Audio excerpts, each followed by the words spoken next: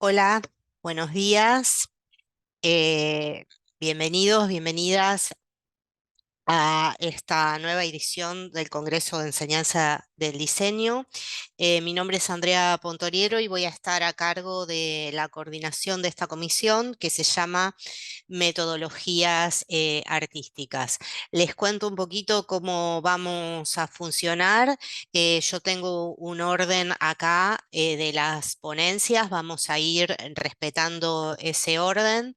Yo los voy a presentar cada una de las ponencias y también voy a estar a cargo de controlar el tiempo. Cada ponencia tiene 10 minutos y lo que voy a hacer es que cada vez que el expositor está exponiendo, yo voy a tomar el tiempo y voy a apagar mi cámara y cuando falte un minuto para que termine el tiempo, voy a prender la cámara, así ustedes no tienen que estar controlando el tiempo y exponen tranquilos y cuando me ven aparecer saben que ya les queda un minuto para ir cerrando. em, la exposición. Así que bienvenidos a todos. Vamos a hacer así también. Vamos a exponer todas las ponencias y una vez que terminen las ponencias, todos aquellos que quieran hacer preguntas, comentarios o participar, ya sean expositores o toda la gente que vino como oyente a esta comisión, lo pueden hacer a través de sus micrófonos o si son oyentes, lo pueden hacer a través del chat y yo leo sus preguntas. Así que a medida que van exponiendo, vayan anotando las preguntas o los comentarios que quieren hacer de cada una de las ponencias. Lo mismo también, como este es un lugar de encuentro y de conexiones entre ustedes para tejer redes entre los distintos expositores y las distintas universidades. Los invito que más allá de que pongan al final de sus ponencias sus contactos, también lo puedan hacer en el chat acá del Congreso, de modo que si no nos queda mucho tiempo para las preguntas, los otros colegas los puedan contactar a través de sus mails o de sus contactos y lo pueden ir haciendo a través del chat. Bueno, creo que eso es todo, así como para organizarnos. Les doy la bienvenida, entonces, repito, a esta comisión que se llama Metodologías Artísticas y vamos a comenzar con nuestro primer colega de Colombia. Su nombre es Luis Julio Carvajal y nos va a presentar su trabajo que se llama El collage como herramienta de lectura y creación de imágenes. Eh, Luis Julio, cuando vos quieras, Hola Andrea, primero que todo, bueno, muchas gracias por el espacio. Voy a presentar pantalla ahora mismo. dale, yo espero que la veamos y ahí me apago.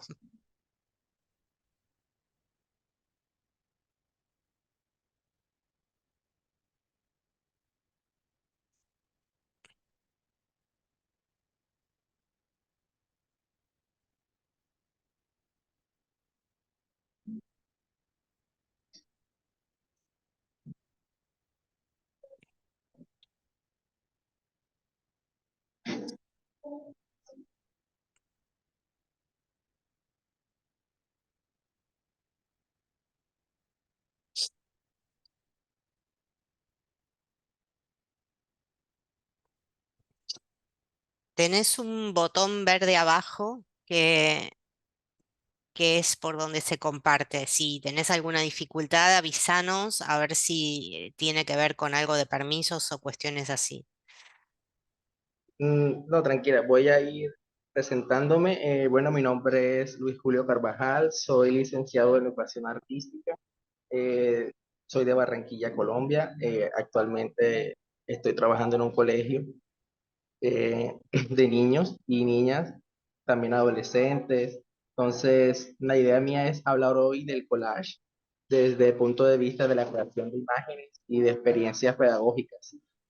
El collage sabemos que viene de diferentes procedencias, pero se desarrolla más en París con las palabras collage que significan pegar. ¿no? Aquí de pronto vemos una imagen, quería ir Ahí mostrando vemos más, pero perfecto. Muy bien. exacto. Esa es una de las imágenes que de pronto podemos observar mientras que voy hablando. Eh, entonces la idea es presentarles un proceso. Soy mediador del Museo de Arte Moderno de Barranquilla, donde he desempeñado diferentes talleres y he explorado el collage de diferentes niveles, no solo artísticos, sino pedagógicos, como herramienta o metodología pedagógica para fomentar la imaginación y la creatividad. Entonces, en ese orden de ideas, quiero hacer como una retrospectiva de lo que he venido trabajando en este año. He hecho diferentes talleres. Uno ha sido con el Museo de Arte Moderno de Barranquilla, donde se ha trabajado talleres análogos. Está el collage análogo y el collage digital. El collage análogo es todo lo que tiene que ver con revistas, con imágenes, con el pegar, con el unir.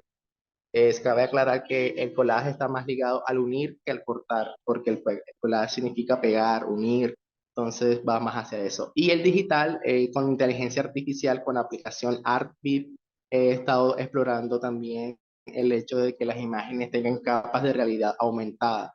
Eso es muy divertido, se crean también para los niños, adolescentes les llama mucho la atención, incluso los adultos, cómo la tecnología está a pro de aprovecharse para crear nuevas imágenes que ya no están en bidimensional, sino que ya podemos verlas en 3, 4K, 3D, y así podemos llegar a otros niveles que no solamente sea lo análogo, sino también el videoarte, la instalación, el performance. Llega a ser un collage más allá de la técnica, sino que traspasa al arte, sino que hablamos de otras técnicas artísticas como el cine, la actuación, la televisión, etcétera. Aquí vemos un ejemplo que es la fotografía. Este es un taller que hice donde exploramos fotografías análogas de años de los 80, de los 70 que pertenecían a mi abuelo. Entonces, un ejercicio aquí básicamente fue pedirles a los participantes que leyeran un cuento de mi abuelo para que pudieran identificar una imagen a partir de lo que entendieron del cuento. Entonces, ahí estamos trabajando la imaginación, la creatividad, a partir de crear símbolos, ¿no? Códigos visuales. Eso nos ayuda al collage para poder crear universos, elementos, publicidad, anécdotas, historias. Entonces, el collage es un universo entero que podemos descubrir para fomentar la creación. Y más en esta época donde de pronto que el arte ya se está reinventando, ¿no? También he trabajado con personas discapacitadas, personas con inteligencia alternativa, es decir, que he trabajado con niños que tienen síndrome de Down, su coeficiente intelectual de pronto es deficiente, de cierta manera es bajo, más que lo, entre comillas, lo normal. Entonces, el collage también nos permite acercarnos a esas personas con pensamientos divergentes, ¿no? Con pensamientos que son distintos. eh, y se crea una comunicación, ¿no? Se crea como un lenguaje. Llegamos a entendernos más con esas personas que de pronto tienen una dificultad del lenguaje. Y entonces la imagen nos permite llegar a crear una conversación, a pensar, a saber qué piensan, a saber qué está pasando por su cabeza. Entonces, la invitación es esa, a descubrir el collage, a que es un juego, ¿no? Pensar que siempre es un juego, no es una camisa de 5 balas. Comenzar de pronto con una revista, con una tijera, comenzar con la goma, comenzar a crear un banco de imágenes, ¿no? De pronto comenzar a recortar imágenes que me gustan, imágenes que me puedan servir para transmitir un conocimiento o para de pronto un capricho estético, ¿no? Podemos crear un banco de imágenes donde se pueda crear una serie de imágenes, por ejemplo, una nube. Si me gustan las nubes, puedo recortar muchas nubes y las combino con otras imágenes y ahí voy creando un discurso, ¿no? Un discurso que se va retroalimentando desde la práctica, porque es algo de hacer, ¿no? Es algo que se va construyendo con el tiempo, es algo que se va elaborando en compañía. El collage es algo muy interesante que puede crear convivio, crea armonía. Por eso no sé si han escuchado el club de collage. Siempre normalmente la gente se reúne a recortar, la gente se reúne a compartir un café, a compartir pensamientos, como filosofar desde la imagen, ¿no? Desde la cultura pop, desde lo contemporáneo. Entonces, la invitación es a crear collage, ¿no? A crear sueños, porque los collages son como un rompecabezas que aún no se ha descubierto, sino que es algo que está en nuestra mente, un sueño que está ahí, una idea que tenemos que sacarla y algunas veces de pronto no sabemos pintar, no sabemos dibujar, pero no necesariamente tenemos que hacer dibujar o pintar, sino de pronto ya recrear desde lo establecido, ¿no? Desde una imagen que ya no es mía, sino que es de otro, pero yo me apropio de esa imagen y la vuelvo un discurso mío.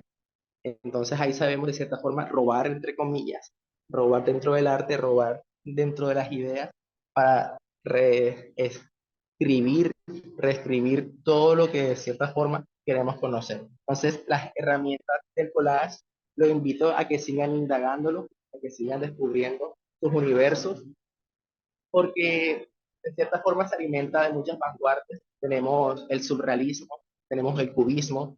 Muchos piensan que el collage lo creó Picasso, pero en realidad para mí el collage viene desde lo antropológico, es decir, desde las cavernas, desde que las personas de pronto comenzaron a mezclar tierras para pintar en las paredes, para crear el arte rupestre. De pronto no es revista, no es una imagen, pero está creando ahí algo, mezclando químicos, mezclando barro, mezclando cosas. Entonces recordemos que el collage, como es mezclar, siempre la necesidad de unir las cosas que está en nuestro ser como seres humanos. Entonces, mira el collage desde un punto más universal de lo que es. Pensamos que de pronto es un trabajo solo para niños, una tarea que colocan en el kinder, que colocan en el prejardín, como que recorta y pega. Pero es mucho más que eso, ¿no? Es crear todo un discurso, es crear toda una elaboración, y la invitación es a indagar más en esta herramienta que nos puede permitir una metodología muy participativa, una metodología que nos, divergente, que nos permita entrar más a nuestros estudiantes y entrar más a nosotros, porque nos conocemos. De cierta forma es un poco como una lectura interna, una forma de leernos para ver qué tenemos, qué guardamos a nivel psicológico.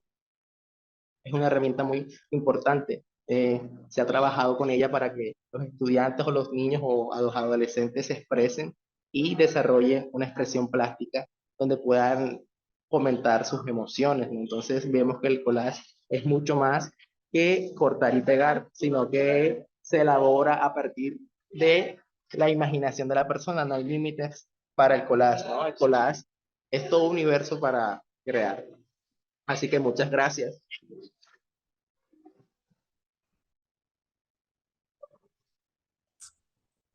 Muchas gracias. Vamos a seguir entonces con la próxima exposición. Nos vamos a Perú. Y vamos a llamar entonces a Yanire Giselle Cerguayo Calderón. Eh, Yanire, si pronuncié mal tu apellido, te pido por favor que me corrijas. Y su ponencia se llama Performatividad y procesos imaginales para la innovación en el diseño. Muchas gracias, Andrea. Está perfecto pronunciado, es como si fuese con una.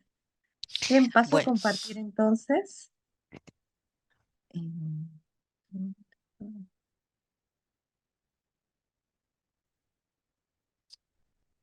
perfecto, ahí la vemos perfecto. Le he puesto en pantalla Sí, amplia. sí, se ve perfecto, te escuchamos perfecto cuando vos quieras. De acuerdo. Bien, gracias nuevamente, Andrea. Buen día a todos y todas.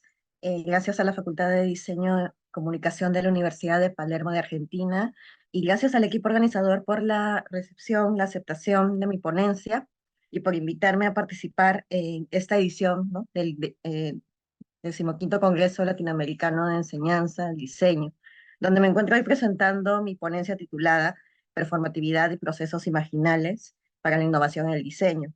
Si bien es cierto, hay una focalización, en el caso que voy a presentar, que tiene que ver con diseño, también es perfectamente aplicable a propuestas de la plástica, ¿no?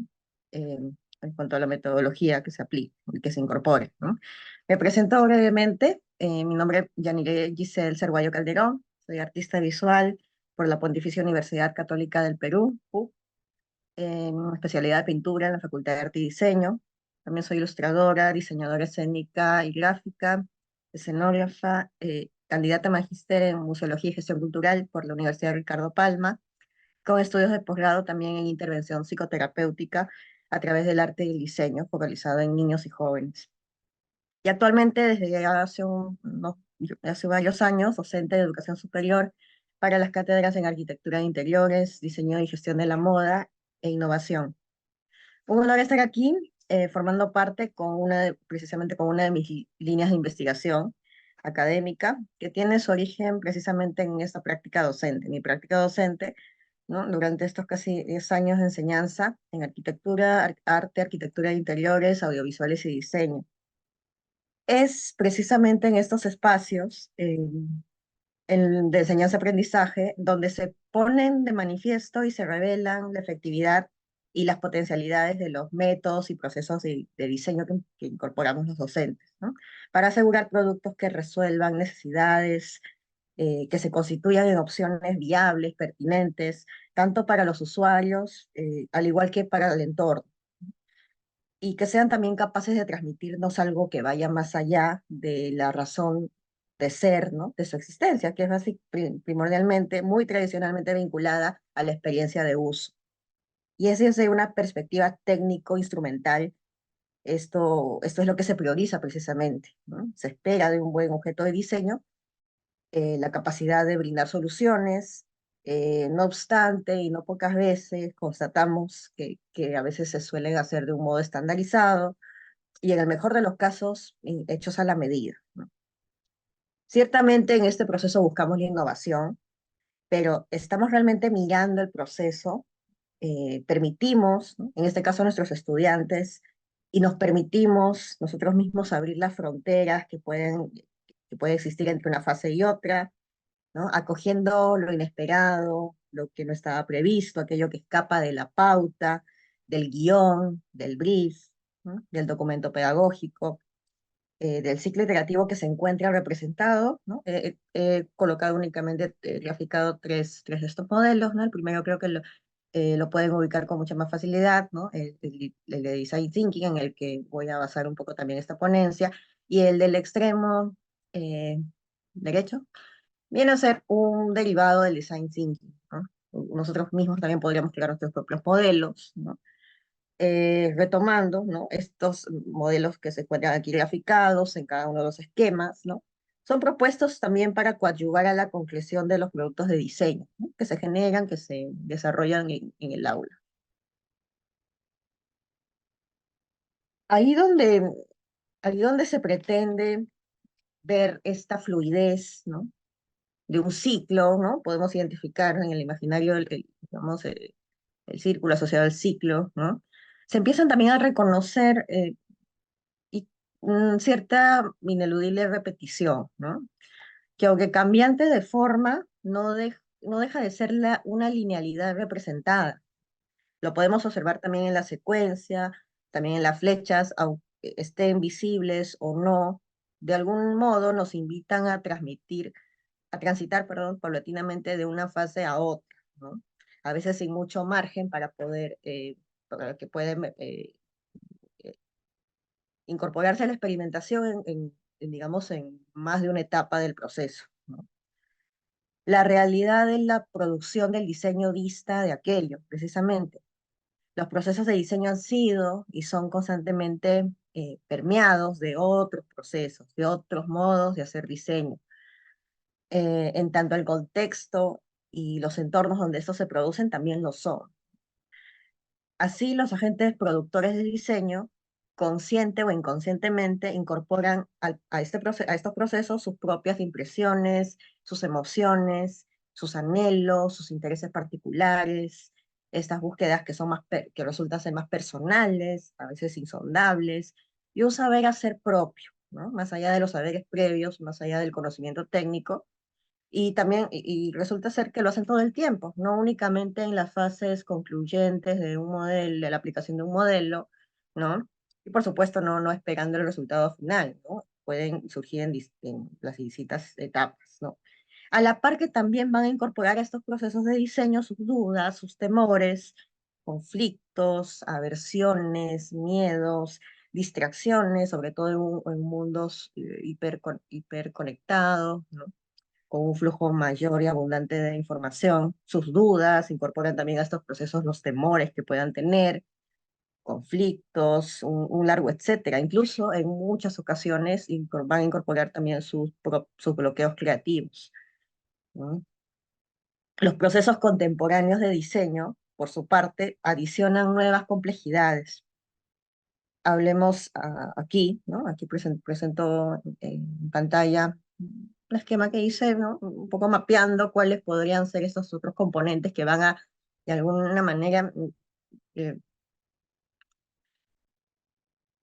incorporar una mayor complejidad al proceso que ya viene siendo, ¿no? Bastante complejo de por sí, ¿no? Van a adicionar, en este caso, ¿no?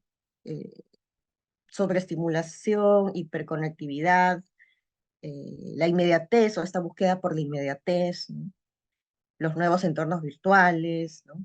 Inteligencia artificial, una sensación de omnipresencia digital, ¿no? A la cual pues difícilmente se puede uno evadirse, rasgos de lo que Cohen, ¿no? Un economista que trata mucho expone sobre el tema, ¿no? Va a señalar como la explosión de las actividades numéricas, ¿no? Incluso llega al punto de que esta nueva civilización ¿no? La denomina como Homo numericus, ¿no? Ese es el real impacto que vienen teniendo, ¿no? Todo este flujo de información que más bien en lugar de poder, digamos, incorporarse dentro de un modelo cíclico, ¿no? Que si bien es cierto busca ser iterativo, busca ser también no tan rígido, sí se permite en cierta medida flexibilidad, ¿no? Hablo específicamente del design thinking, ¿no? Sin embargo, debido a las nuevas variables ya corresponden otros modelos que puedan promover de una manera, digamos, más efectiva la experimentación en los espacios educativos en este caso, ¿no? Es como una suerte de visionado a la carta, una proliferación de estímulos en este nuevo ecosistema digital, pero tampoco es algo fortuito. Esto es producto de cohabitar, ¿no?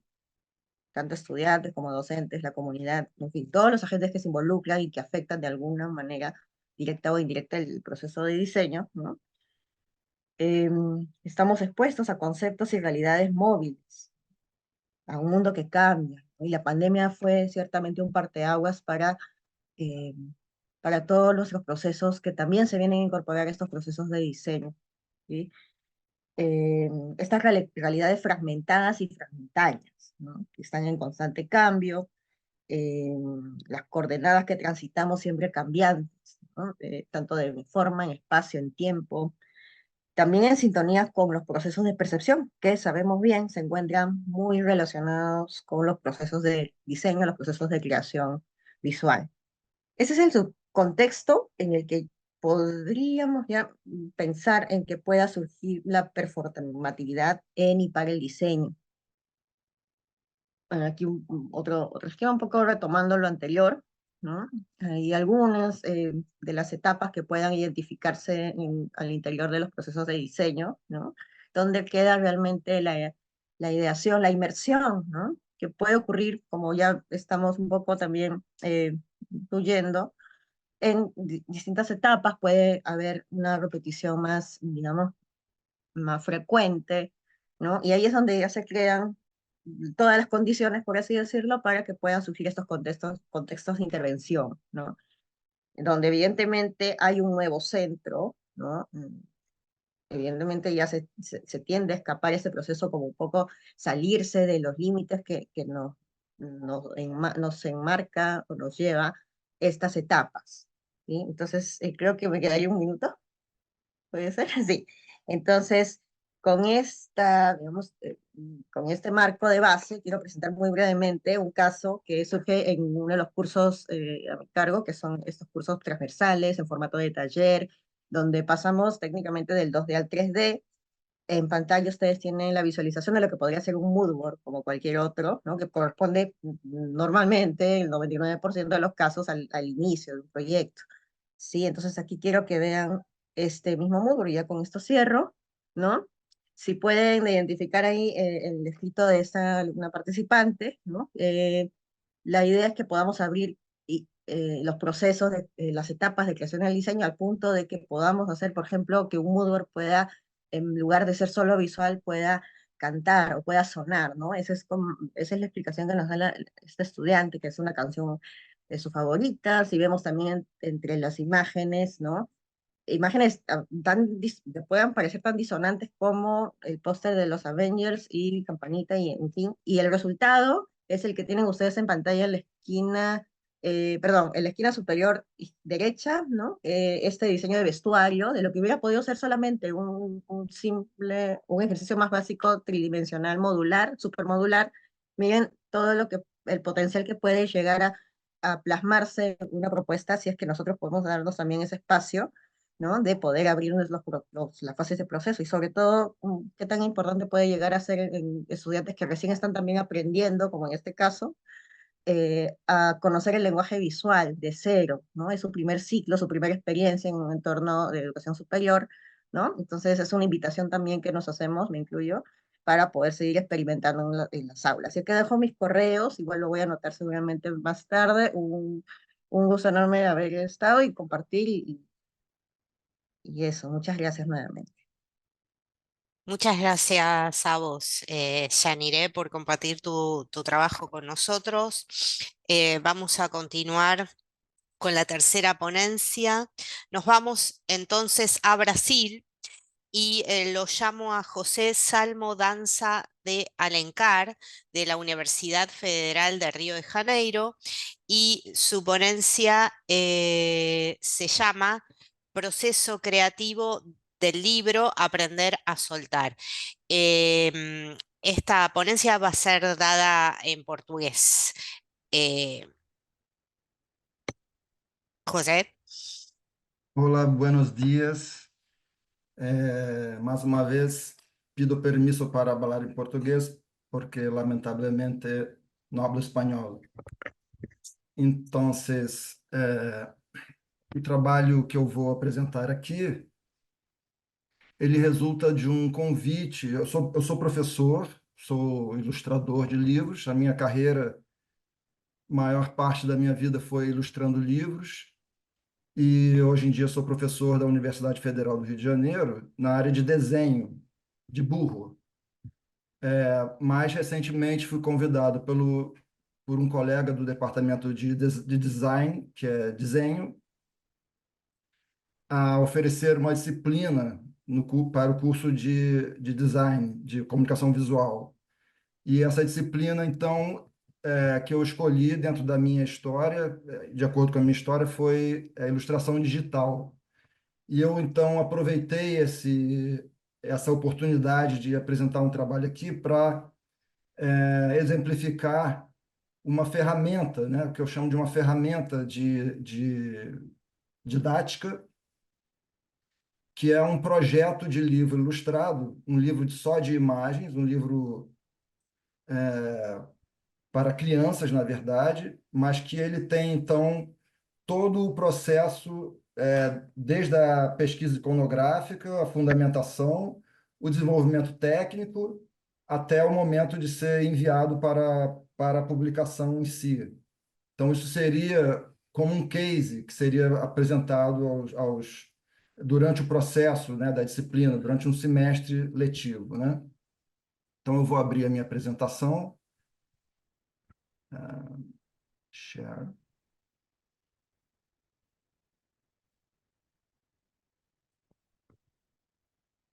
Ahí la vemos. Já vê? Ótimo. Deixa eu ver aqui. Melhor assim? Pois não. Então, eu fiz uma tradução para que pudesse ser mais claro também o que tem em cada slide, né? Então, o processo do que eu vou apresentar aqui, ele tem uma relação direta, naturalmente, com o mini ensaio que foi enviado também para o Congresso. E eu inverti a ordem, né? O que eu faço como uma conclusão, o que eu apresento como uma conclusão do meu ensaio, eu coloco aqui como uma série de tópicos que são apresentados pelo Alan Findele, que é um professor da Universidade do Canadá, que são temas sobre ensino de design para o século XXI, num artigo que ele dá o nome de Repensando a Educação e Design para o século XXI, né? Então, ele eu adaptei naturalmente ao que é a minha proposta de disciplina e ao que é o meu ensaio, né?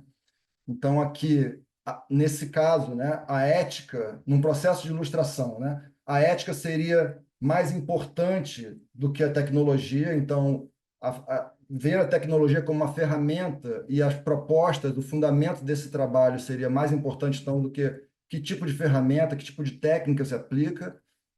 O fazer é diferente do ensinar a fazer, então, essa comparação também aparece, né, como a exemplificação e a teoria não superam a prática em si, no ensino de ilustração. A fundamentação de um trabalho evita a predominância da estética do gosto, né?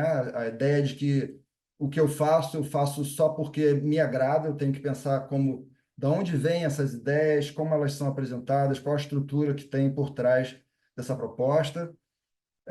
Educar para a leitura de imagens como algo que se compartilha numa linguagem. Toda linguagem é preciso que tenha uma via de mão dupla, como se diz em português, né? Que tenha a configuração da linguagem também pressupõe a leitura dessa mensagem, né? Os contextos históricos são importantes, mas é importante também que se veja o contexto atual dessa proposta, como ela se adapta aos meios e ao contexto que vivemos hoje em dia, no século XXI, e a busca de temas, técnicas e materiais que sejam ecologicamente pertinentes, né? Ele se fundamenta muito nessa questão ecológica nesse artigo, e eu acho que esse tópico ele engloba os outros 5, né? Então, ali as questões que ele coloca, que eu apresento também benefícios da tecnologia digital para a ilustração. Então, a redução das distâncias é o que permite que estejamos conversando aqui hoje, o acesso à informação e comunicação, para que essa pesquisa iconográfica, para que essa fundamentação seja mais fácil, mais acessível, a facilidade de arquivo de originais, arquivamento de originais e preservação de originais, que isso foi uma questão que avançou muito, que melhorou muito no nosso tempo em relação ao século passado. A redução do consumo de material e energia, a redução dos espaços físicos de trabalho. Então, são duas questões absolutamente ecológicas, né, que estão no trabalho digital. E a eliminação de algumas etapas, né, a redução do processo, eliminando etapas como o processamento de imagens e a captura das imagens, o escaneamento ou fotografia, o que seja, né? Então, o trabalho, esse processo que eu cunhei, né, para que seja uma ferramenta de trabalho, também é um projeto de um livro. A ideia gira em torno de um encetário, da montagem de um encetário. Tem 2 personagens principais, uma borboleta e um menino, e esse menino está montando um encetário. E eu, então, fui pesquisar dentro das imagens da entomologia, né, da pesquisa de insetos, desde o século XVII ao século XX. A gravura em metal foi a ferramenta que foi usada para as principais publicações, desde do período do Barroco, que é o principal período de publicações na história do livro, né? A era de ouro do livro, das ilustrações para livro, não do livro. Tem outra era de ouro, que é a era de ouro do livro ilustrado no século XIX. Mas, então, essas imagens são imagens preto e branco, e onde a gravura em metal era a ferramenta principal. Enquanto eu desenvolvia essas imagens, baseado nessas referências, eu então percebi que o estudo da entomologia, no sentido da anatomia do inseto, ela é uma ciência descritiva e que tinha então as vistas dorsais e ventrais, né, da frente e do verso desse animal, e que isso coincidia com a folha do livro, que tem também a frente e o verso dessa folha. Então, que a posição de cada personagem desse seria numa vista dorsal na frente e no verso da página, a vista ventral, onde ele se tornaria, de fato, o personagem, com uma subjetividade própria, com uma característica de personagem mesmo. Então, essas ilustrações, essas gravuras da entomologia, essas ilustrações científicas, elas são predominantemente feitas com linhas, é uma imagem absolutamente linear, e essa sequência de linhas varia de espessura, fazendo com que se atinja gradações tonais e também texturas diferentes para diferentes tipos de imagem, diferentes tipos de objetivos, né? Esse, então, é o personagem que eu fiz, que é um menino, que está montando o insetário, né? Aqui são os insetos que eu pesquisei, que eu configurei para serem os personagens desse livro. E então tem sempre duplas, né? Numa vista dorsal primeiro e depois a vista ventral, onde ele então está já configurado como personagem. Então a borboleta se torna uma rainha, a barata tem o capacete do Darth Vader, né? O carrapato estrela tem os óculos do Elvis Presley e assim por diante. Isso foi então surgindo e foi criando um corpo. Então, quando eu cheguei a esse ponto da configuração desses personagens, eu tinha um grupo de imagens dentro dessa linha de técnica, né, que foi feita, inspirada nas gravuras. Então, eu tinha que organizar isso como uma narrativa.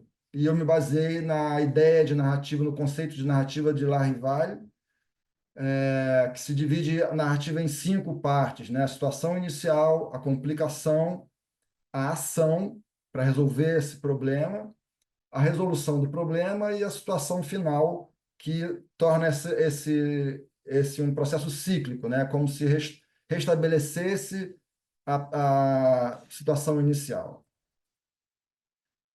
Nesse ponto também eu entendi que para um livro de criança, um livro de imagens para criança, precisava desenvolver cor, entender uma maneira de acrescentar cor nesse trabalho para se tornar mais atraente. Então, como o desenho já estava muito consolidado, era um desenho muito rígido até, eu entendi que não era um processo para se fazer entrar com tinta, nada que fosse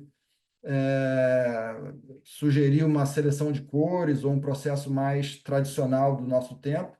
Então, eu entendi que deveria ser uma aplicação de cores. Eu entendi que poderia ser um trabalho, sim, feito em 4 cores, mas por justaposição de cores, como numa serigrafia, né, num processo de silkscreen. E então, eu escolhi cores especiais que seriam aplicadas. E então, aqui já tem, eu vou apresentar agora a sequência de imagens, ficou um pouco longo, são 20 imagens, e eu numerei na parte superior esquerda de acordo com as etapas de Larrival. Então, essa é a situação inicial, tem o cenário inicial, aqui você vê as cores que estão sendo usadas, só na borboleta que tem tem a aplicação do vermelho nessa imagem, e o verde aqui é conseguido pela combinação do amarelo com azul, assim como num processo offset, apesar que não tem nenhuma retícula, nenhum tipo de processo relativo ao offset, mesmo sendo um livro que pode vir a ser impresso em offset. Aqui, então, parte de uma visão ampla, panorâmica, e aqui já é dentro da casa, e depois fecha ainda mais nos vidros, onde ele vai prender esses insetos. Aqui, então, já é a situação, a complicação, a segunda etapa da narrativa. Ele, já estando a borboleta já está presa, e ela, então, dentro do primeiro vidro, né, ela já como uma rainha, tem uma coroa, tem toda uma configuração diferente. E assim por diante. Esse é o barbeiro, é um animal, é um inseto que transmite uma doença, então ele aparece como a morte, depois no vidro, e assim por diante a coisa vai. Aqui é o cupim, né, que come a madeira e come o papel também, então a folha aparece com furos, Depois a madeira já não aparece, tem ele preso, a barata, e a barata presa tem a cara do Darth Vader. Tem o gafanhoto, que come as folhas das plantações, então tem ele preso e a planta está sem as folhas, até que chega no ponto onde ele já tem os bichos presos, naquela mesma situação inicial, e aqui chega no ápice da história, onde ele vai prender esses insetos no insetário, idêntico à segunda cena do livro, né? Ele abre o insetário e tem um alfinete, que é a maneira como se prende os insetos no insetário. Só que ele se vê refletido nesse vidro do insetário, se assusta, se surpreende com essa situação, né, de estar prendendo os animais, os insetos, e ele decide, então, na situação final, libertar os insetos. Então, primeiro ele liberta a borboleta, que foi o primeiro a ser preso, e depois eu já mostro esses vidros vazios no chão, ele libertando o gafanhoto, e retorna para a situação inicial, que a borboleta voa na mesma posição da primeira página. Isso seria, então, a capa. Eu mudei o título eu achei que quando eu botava a barata, que era o que mais me agradava como capa, ficou um pouco doce demais o título Aprender a Soltar, e eu botei Insetário, achei mais forte. E então, assim, eu concluo a minha apresentação. Tem aqui a bibliografia do meu mini ensaio. Muchas gracias. Muchas gracias a vos, José. Eh, Muy interesante, muy bello tu trabajo. Gracias. Vamos a continuar con el próximo trabajo, la cuarta ponencia, que también continuamos en Brasil. Lo llamamos a Sergio Lessa Ortiz, del Centro Universitario Belas Artes de Sao Paulo. Y él va a presentar su ponencia, que se llama Experimentaciones en la sala del aula, del diorama a la propuesta de diseño escenográfico. Bom dia, obrigado, Andréa, obrigado pelo convite, né, por ter aceito. Acho que é sempre muito legal essas trocas, né? Já tive uma vez apresentando aqui, acho que era contigo, porque eu lembro né, da sua afeição. É sempre um prazer ter essa troca. Vemos tu ponencia perfecto. Graças. Eu vou apresentar em português, tentar falar devagar para todo mundo No ir hay ningún compreendendo. problema, se entiende perfecto. E eu Sí. eu vi o José, e ele fez tudo em espanhol, e aí eu comecei, vou tentar traduzir. Então eu fui tentando pôr a tradução em espanhol, mas teve o finalzinho que eu não consegui terminar. No, Então no uma te parte vai estar em preocupes. português, mas acho que dá para entender. Estamos acostumbrados, yo entiendo perfecto, no me pidas que hable lo mismo que vos, Sim, pero comprendemos, perfeito. es cuestión de entrar en la música Sim, del otro idioma. Bueno, cuando vos quieras. obrigado. Então, eu vou falar, né, agradecer, né, o congresso. Eu vou falar de experimentações em sala de aula, do diorama, a proposta do design cenográfico. Eu sou arquiteto de formação, fiz mestrado e doutorado na área de artes cênicas, na investigação sobre como desenvolver cenografia, né? E estudei bastante um diretor importante de teatro, que é o Peter Brook, e como ele desenvolve o trabalho cenográfico ali. Mas hoje eu vou falar da experiência com os alunos, né? Isso foi um processo de investigação e de experimentação que ele foi amadurecido durante eu comecei a experimentar essa disciplina em 2019, né? E a gente passou pela pandemia, tive que adaptar o processo para esse módulo remoto, onde a gente ensinou os alunos, e na retomada eu acho que eu cheguei numa metodologia muito interessante de desenvolvimento de trabalho, e aí é um pouco sobre esse processo que eu vou expor aqui, né? Qual que é essa estrutura da disciplina, né? O que que a gente pretende com essa disciplina e o que que a gente visa? Primeira é de trazer uma base, né, para os estudantes. Ela é uma disciplina que ela ocorre aqui na Belas Artes no curso de artes cênicas. Então, eu tenho um perfil de estudante que é um estudante que precisa saber fazer um pouco de tudo, né? Ele precisa ter desenvoltura para fazer uma série de questões e resolver uma série de coisas, mas que ele não necessariamente tem essa desenvoltura do desenho, né? Do desenvolvimento de uma linguagem bidimensional. Então, começa uma dificuldade aí de como adaptar isso para alguém que não tem essa alfabetização, né, que não tem essa proposta. Então, uma das coisas também que acontece muito, a disciplina no curso, ela está no segundo semestre. Então, ela, no comecinho do curso, né, no primeiro ano ainda. Então, muitas vezes o estudante vem sem repertório, né? Ele não tem repertório de linguagem, de conhecimento. Então, a ideia é apresentar um pouco esse repertório e fazer com que ele tenha essa desenvoltura processual e que ele consiga aprender coisas diferentes. A ideia é também falar um pouco da história da cenografia, então, boa parte de trazer esse conhecimento e de como isso evoluiu, etc. Falar sobre e aí tem sido interessante porque eu vejo que ao longo do processo, óbvio que no começo eu tinha uma linguagem muito mais né, do arquiteto falando e eu fui verificando como é, apesar de eu também ter feito artes cênicas, é impossível de eu tirar, né, de mim o conhecimento, mas eu fui adaptando para poder chegar nesse contexto e fazer com que eles elaborassem projetos cenográficos. A disciplina atualmente ela tem 80 horas, 60 horas são de sala de aula e 20 eles têm de trabalho para desenvolver. E a primeira coisa que eu coloco é discutir um pouco o que que é cenografia. E aí esse aqui eu peguei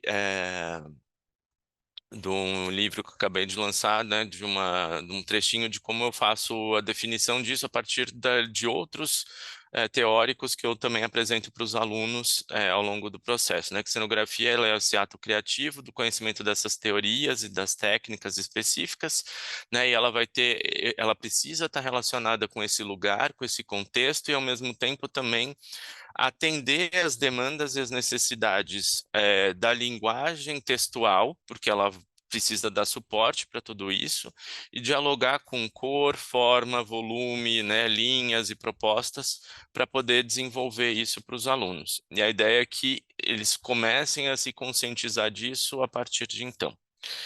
E aí, o que que eu proponho? Aqui na Belas Artes, a gente tem uma proposta que é de fazer com que o aluno seja o centro do processo educacional, né? Que ele seja o foco, o tema principal. Então, a proposta que eu comecei a pensar logo que eu terminei o doutorado em 2020, no doutorado eu estudei, peguei uma teoria que já estava começando a ser desenvolvida de identificação de tipologias cênicas, né, de tipologias cenográficas.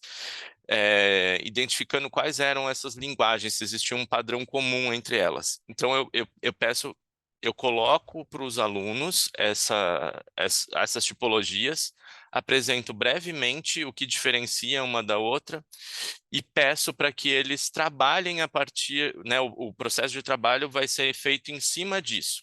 Então, eles vão investigar sobre essas linguagens, a cenografia pictórica e realista, né, o cenário trágico e o épico, a construtivista e expressionista, o cenário fantástico, né, a cenografia simbolista, o cenário tecnológico, o cenário performático e a cenografia de teatro, dança, virtual e holográfica, que foram grupos que eu acabei chegando com os alunos.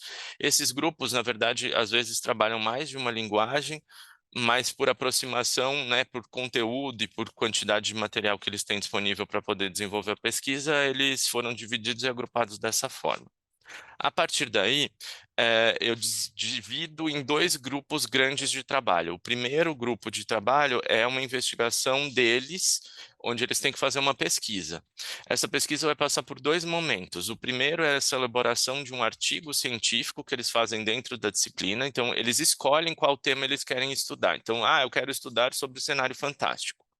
Dentro desse tema, ele precisa escolher um diretor ou algum cenógrafo que trabalhe com essa linguagem e ele vai investigar um espetáculo desse diretor e ele precisa responder a tudo isso que eu coloquei aqui, falar um pouco da importância do texto que foi montado, falar sobre o que envolveu essa montagem, qual que foi o processo de desenvolvimento da cenografia, e aí ele vai falar quais são as relações dele com os outros elementos de visualidade, né, os trajes, a iluminação, a maquiagem, e ele conclui o trabalho. Em paralelo a isso, eu também peço que eles desenvolvam um seminário. Então, eles montam esse seminário, eles apresentam para a sala, porque é importante que eles se apropriem desse conteúdo. Então, dividido nos temas, eles fazem. E o que eu percebi, provocando eles mais, né, eu tenho pedido para que esses seminários sejam mais criativos. Então, aqui no lado, a gente vê uma foto, né, deles fazendo uma performance, que é sobre o cenário performativo, e eles estão fazendo uma performance com os alunos mostrando sobre, né, possibilidades que existem a partir daí e quais eram as visualidades que estão sendo trabalhadas ali. Em paralelo, a gente tem, né, e aqui é um outro que era sobre o construtivismo e expressionismo. Então, eles vieram todos maquiados, eles fizeram toda uma situação para a gente poder trabalhar isso, e eles tentam construir o espaço de uma certa forma. Eu não tirei fotos, mas teve um que eles criaram um cenário para poder falar sobre o... Foi uma pena que eu não peguei o registro. Para falar sobre uma das tipologias, que era o fantástico. Eles criaram toda uma estrutura ali. Depois vem a parte prática, que aí é o que eu falei, né, que é o do diorama, cena final. Essa parte prática, cada vez eu encontro um tema para a gente trabalhar. No ano de 2023, que foi o que eu fiz o registro desse trabalho, a gente tinha perdido o Zé Celso Martinez Correia, que é um diretor importante no Brasil, e a gente fez uma homenagem para ele. Então, eu coloquei à disposição, os alunos podiam escolher qual era o texto que eles queriam abordar. Então, os textos que a gente separou eram textos importantes, né, e significativos para a gente debater. Esperando Godot, do Beckett, O Rei da Vela, que é um texto do Oswald de Andrade, que consagrou o Teatro Oficina, e o Boca de Ouro, que é um texto do Nelson Rodrigues, que é um diretor importante, um dramaturgo importante brasileiro. Né, essas eram algumas imagens de referência dos espetáculos do Zé Celso, né? Aqui o de cima da esquerda é o Rei da Vela, o do canto inferior é o Esperando Godot e do outro lado o Rei da Vela. E aí a ideia é que eles desenvolvam, eu apresento para eles, né? Eles têm que pegar o texto e aí eles começam com esse diorama. O que é o diorama? A ideia é que eles materializem plasticamente o que está por trás da percepção que eles têm do texto. E aí eu coloco alguns parâmetros, que é, né, ele tentar criar um objeto que não seja muito maior do que esse 20 por 20 por 20 e que ele traga as referências estéticas mais importantes para a obra. E aqui foram os resultados, ali é um exemplo, né, que eu coloquei de diorama, de uma das narrativas, e aqui são os resultados que eles chegaram. Não é um cenário propriamente, mas algumas coisas que eles investigaram ali, eles têm um pouco de dificuldade, porque eles já querem propor uma cenografia, mas eu tento trabalhar que não é essa a proposta, que é muito mais uma expressão plástica e artística deles sobre o texto, uma primeira investigação para a gente poder dali desdobrar a questão da linguagem. Feito o diorama, eu não tinha feito essa etapa e ao longo do processo eu identifiquei que isso era necessário para eles. Eles tinham muita dificuldade de trabalhar com aquilo que não é o real, o espaço o espaço 1 para 1. Então eu pedi para que eles, pensando como eu podia adaptar, eu pedi para que eles fizessem um primeiro aquecimento cenográfico, uma primeira proposta de cenografia. Só que para poder fazer isso, eles já precisam escolher. Eles não precisam atrelar a linguagem do seminário que eles fizeram, eles podem mudar. Então, eu estou pesquisando sobre o construtivista, mas eu quero propor um cenário fantasia, né? Fantástico. Eles têm essa liberdade. Então, aí eles pegam e fazem uma primeira abordagem que ela não precisa ser super fiel, mas é uma primeira aproximação com como concretizar e materializar isso. Então aqui ficaram os primeiros estudos, e aí o que eles têm de disponível, que eu coloco, é o material que existe na sala de aula, que são as mesas, carteiras, né, os objetos que tem ali. A gente não tem ainda um acervo grande de repertório para eles construírem, e coisas que eles tenham na casa deles que eles possam transformar e trazer na sala. E aqui alguns dos resultados. Esse aqui era do Esperando Godot, e esse outro era do Boca de Ouro, uma cena.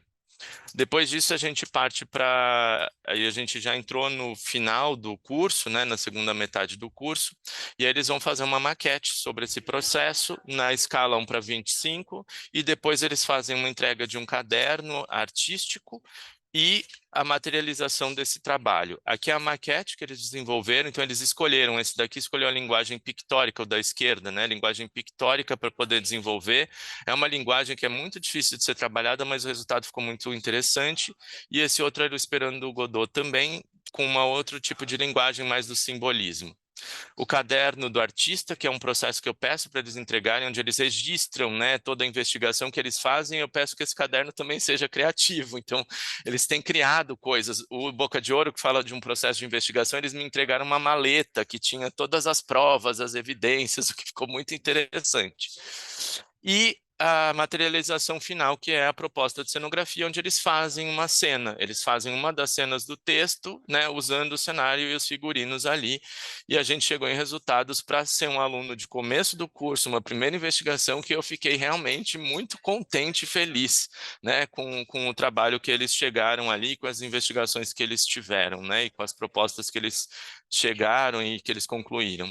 Esse é o do Esperando Godot, aquele que a gente viu uma maquetinha, né? E eles se pintaram, então tinha toda uma linguagem da maquiagem que não ficava só na cenografia, mas que ela também vinha para o corpo dos artistas. A bibliografia que a gente usa é muito escassa aqui no Brasil em português, né? Textos sobre cenografia, então a gente tem algumas delas, né? Que foi o que eu também usei para poder desenvolver um pouco o artigo.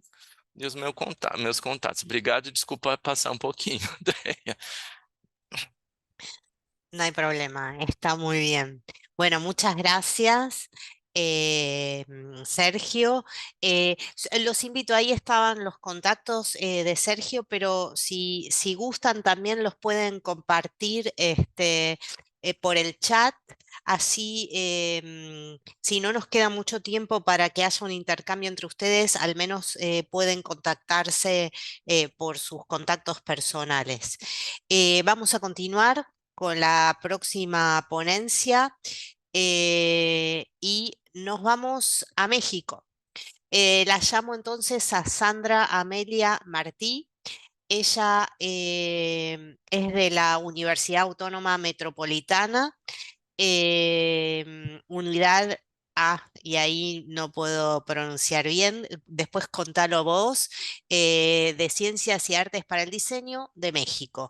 Y ella va a presentar su ponencia que se llama Presentación del libro Arte, Texto, no texto, texto, textura. Sandra.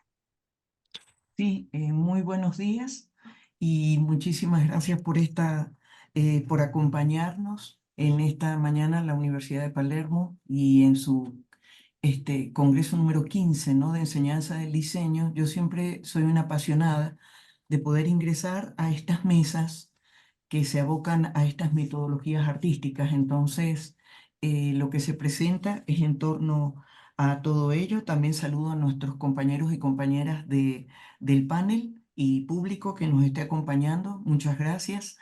Bueno, mi nombre es Sandra Amelia Martí, yo soy de Argentina. eh, Vivo en México desde hace muchos años y soy profesora investigadora y doy una semblanza muy breve que es una universidad metropolitana, por lo tanto se encuentra ubicada en muchos lugares del Distrito Federal. Tenemos 5 sedes y lo que voy a mostrar es un ejercicio que se desarrolla todavía en una experiencia del año 2023, en el último trimestre, porque es una universidad ubicada en secuencias trimestrales, y es un ejercicio que incentiva cosas suaves, pequeñas, tanto como caligrafía vinculada al cuerpo. Por lo tanto, lo que estamos viendo en este momento es una posible portada de uno de los libros, y toda la presentación está compuesta por un salón integrado por 30 personas, dirigidos por Sandra Martí y por la maestra Andrea Arias, quien nos abocamos al enriquecimiento de esta visión que tiene que ver con el texto cuando se convierte en textura, y el texto cuando se convierte en algo que hemos dado a llamar el no texto. Estos son los índices que se ubican en el libro, y el índice es un índice visual. Todavía teníamos así la última giro y frecuencia de generaciones que recibíamos de pandemia, de haber tenido una parte en pandemia, eh, pero estas generaciones en específico son un híbrido de haber vivido una etapa muy chiquita de pandemia, posteriormente ubicarnos en lo presencial o en lo híbrido, y además son del tronco. Se llama el tronco común porque es una universidad que primero reúne a todas las profesiones y posteriormente las ubica en divisiones. Entonces se hacen investigaciones desde todas las formas multidisciplinares hasta pasar a lo interdisciplinar y posteriormente a lo disciplinar. Estamos en este momento en la fase multidisciplinar, entre lo multi y lo inter, que es este momento en donde se realiza este libro, basado en la caligrafía personal. Cada persona escribe eh, con la mínima expresión que pueda reconocer de su propia letra, este pequeño ejercicio que es el detonador de de todo este proyecto. Vivir la experiencia de escribir lo mínimo, tu letra convertida en un texto no texto, que pueden ser ocurrencias, todo lo que está en este bagaje de la mente, entre lo coherente, lo incoherente.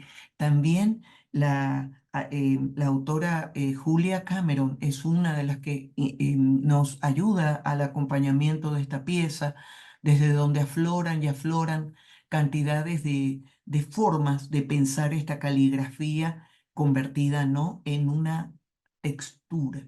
Entonces tu caligrafía por primera vez la ves en textura, para pasar posteriormente a una sincronización de cada autor y autora, desde donde empieza a jugar en una alternancia de fondos, núcleos, donde convierte su propia letra. Si era el negro, se convierte en blanco. Entonces empiezas a explorar en una suerte de modos en donde esa textura gradualmente va pasando a otros niveles, y estamos observando también entre la colocación, la dislocación, trabajar conceptos de armonía, las nuevas modos de pensar a la armonía, o ubicar la idea de poder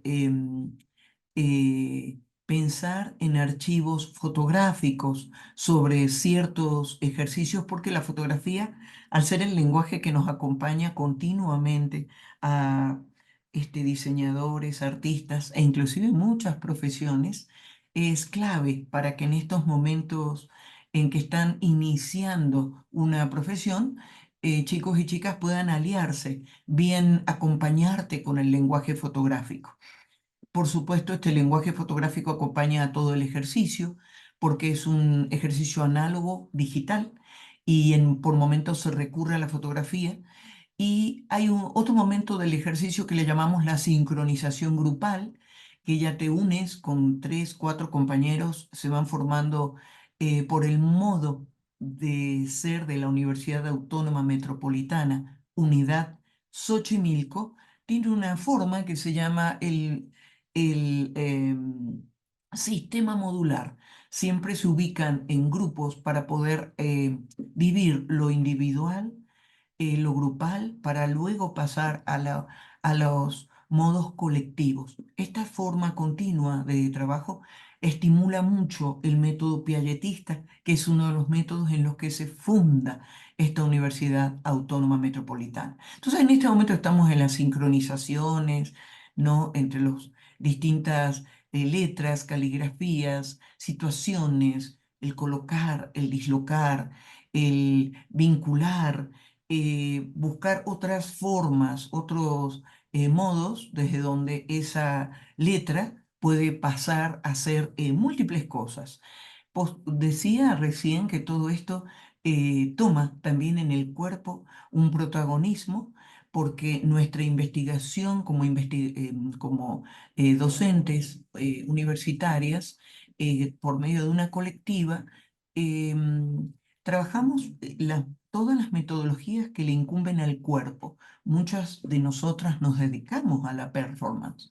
Entonces, en esta sincronización performática surge una serie de ejercicios de salón porque la performance es una aliada para poder construir vínculos, construir sensaciones. Están en los momentos en donde la caligrafía se empieza a sentir en el cuerpo. Hay momentos muy tímidos en la performance, porque la performance es un lenguaje que va adquiriendo gradualmente confianza, donde se elaboran muchas sensaciones corporales, eh, y desde el cuerpo ya entra el cuerpo fragmento, momentos en donde el fragmento también eh, se empieza a situar la fotografía, reitero, como una aliada, ¿no? Para trabajar todo este tipo de situaciones, ya abocadas también a las sombras, el cuerpo y el cuerpo referido, el cuerpo en representación y en presentación, momentos en donde ya van cambiando las poses del propio estar, del modo de estar en salón, el modo de estar, de sentir, la secuencia de sincronización y sincronización de cuerpo, hasta poder llegar a estos tipos de ejercicios, que eso fue una propuesta de uno de los grupos, en donde ya la caligrafía va convirtiendo en retrato, en posible figura, fondo, el fondo, la figura, donde ya inclusive se van prestando pedazos, fragmentos, un rostro con otro, ya van incluyendo situaciones en donde hasta se diluye el retrato. El retrato puede pasar a ser, puede estar en un momento protagónico y en un momento en donde es una suerte de respaldo. Distintas propuestas, por supuesto, para cada libro, para cada ejercicio, ¿no? Depende del grupo de alumnos, que suelen ser 6 grupos por salón, hasta poder llegar a construir, lo que digo, este momento, ¿no? Que transita desde la letra, la escritura, hasta poder pasar al cuerpo y después a colectivizar la experiencia. Y estas son las referencias que nos acompañan.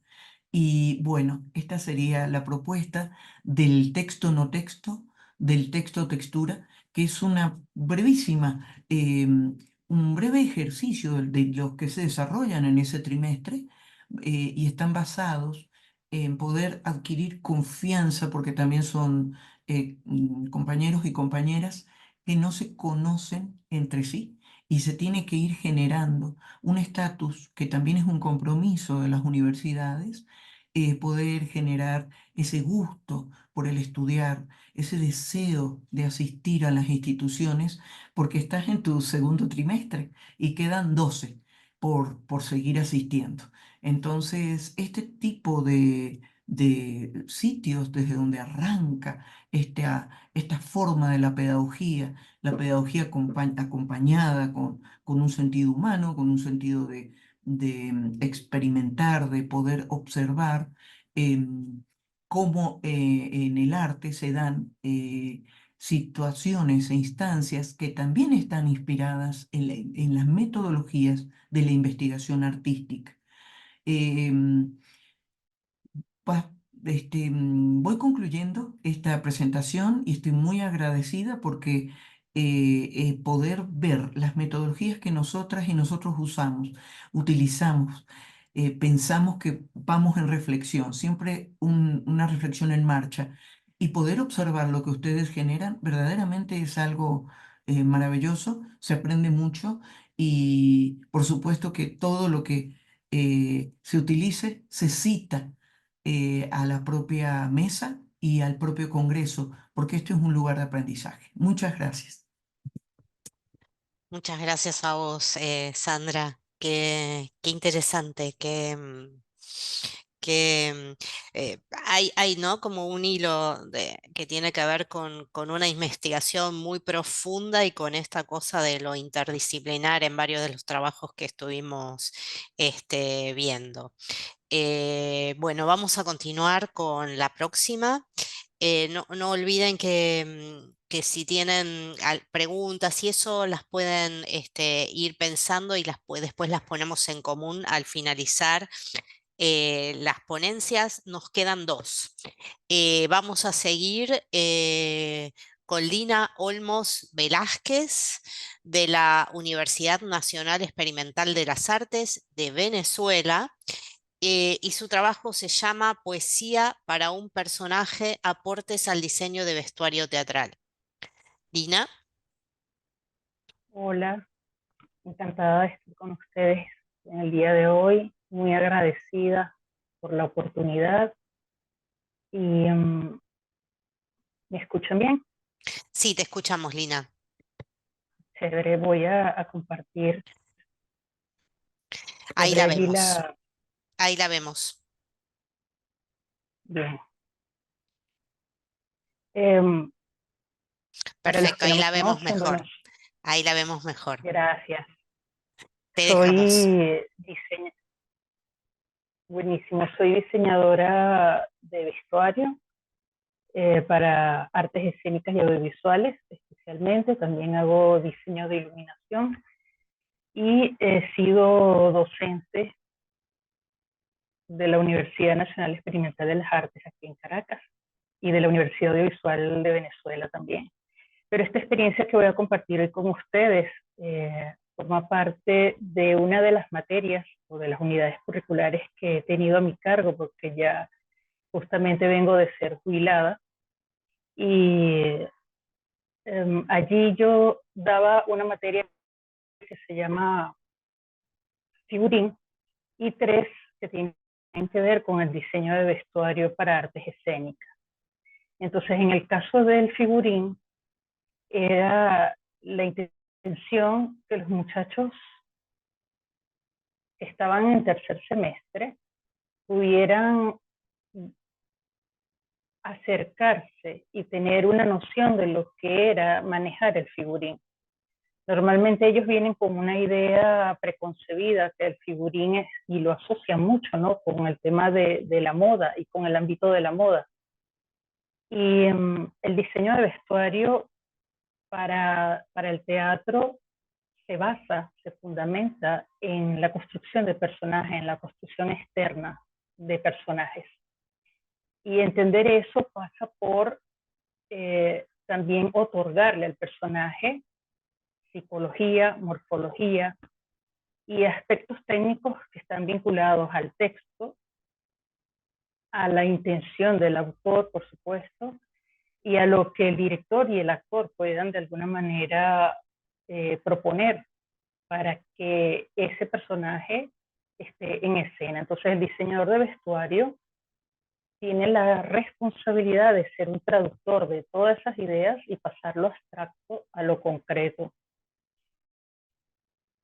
Y parte de esa responsabilidad se evidencia en el figurín, donde se debe integrar no solamente el vestuario, sino también peinado, maquillaje, accesorios, calzados, y, ¿por qué no?, también aspectos que tienen que ver con proponer una morfología. Y con ello, pues el uso de las herramientas plásticas, de los elementos de composición plástica para la construcción del signo y que ese personaje pueda hablar en cuanto entra o aparece en escena.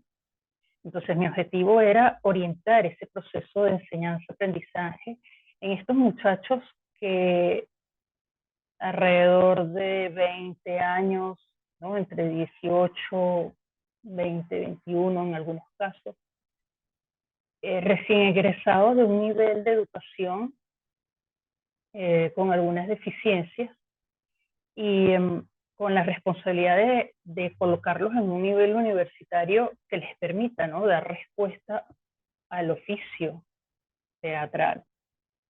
Y una de las grandes dificultades que yo me encontraba era justamente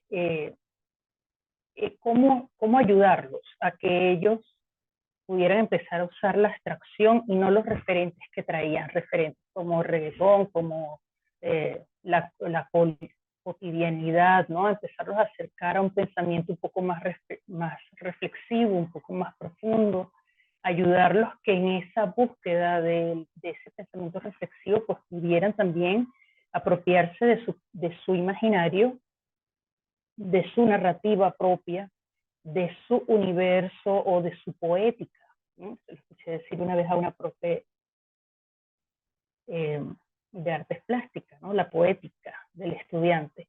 Y entonces se me ocurrió utilizar la poesía como una estrategia símil para el procedimiento del diseño de vestuario teatral.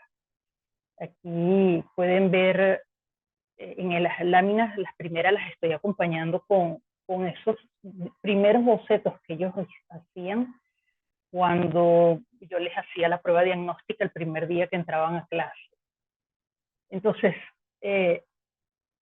poca capacidad de abstracción, la motricidad fina la tenía también poco trabajada, y aparte de eso encontré algunas otras dificultades que ellos tenían y me propuse apoyarlos para facilitarles su tránsito como artistas, como estudiantes, y que pudieran tener un reconocimiento de sus herramientas de trabajo.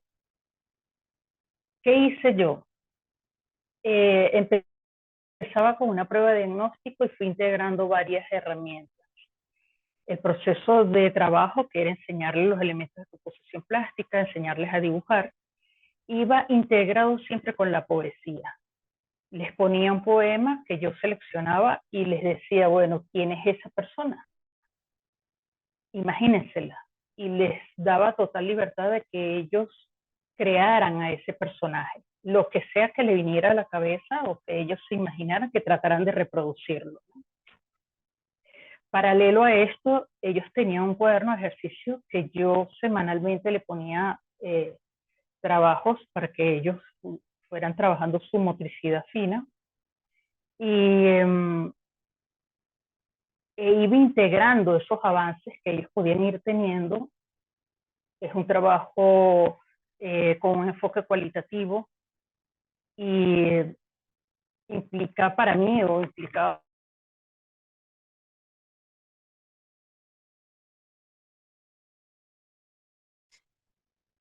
Lina, no te estamos escuchando. ¿Ahora me escuchas? Ahora sí. Ok, que siguieran, o sea, integrar en esta estrategia y poderlos ayudar de diferentes maneras. Aquí ya empezamos a ver los resultados obtenidos. Esta es una de ellas, de mis estudiantes, cómo empezó o cómo dibujaba cuando llegó, y este fue su último trabajo en la materia de figurín. Los resultados fueron muy positivos, muchos integrados a los objetivos que yo me había planteado, otros no los tenía previstos, pero como herramienta de trabajo utilizar la poesía ayudó mucho al desarrollo de la autonomía, de la creatividad, desarrollo de sus propias destrezas, atreverse a pensar, a imaginar, a soñar, a creer, porque yo les decía a ellos que en mis clases les doy el 50% que tiene que ver con lo técnico, ¿no?, con las herramientas, pero que había otro 50%, porque en este caso ellos son, en la Universidad de las Artes, se forman estudiantes que se aspiran, ¿no?, que sean artistas, aunque ese es un gran tema de discusión que siempre teníamos allí en la universidad. Pero había que intentarlo, ¿no? Y gracias al uso de la poesía como un eje transversal, en mi experiencia académica, pues ellos lograron la libre experimentación, lograron acceder a otro mundo, a comprender además el proceso, porque esta materia está antes de las de diseño de vestuario, entonces cuando llegaban a diseño de vestuario ya entendían mucho mejor lo que significaba construir un personaje y permitirse también la posibilidad de experimentar, de practicar, de proponer, de también ellos sentirse artistas, ¿no? Y sentirse copartícipes de un proceso colectivo de creación, como lo es en el teatro, todo lo que tiene que ver con la parte plástica.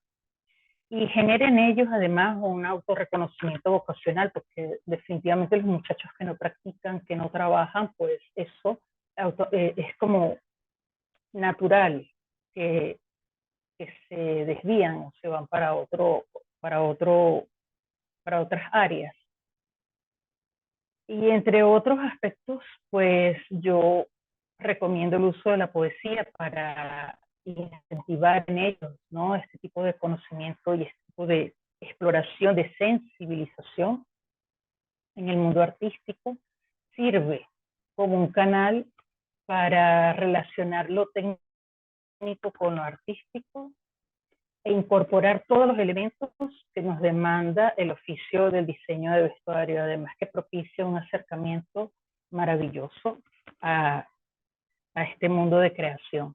Muchísimas gracias y por la oportunidad, y aplaudo la participación de todos y agradezco los conocimientos que he obtenido también escuchándolos.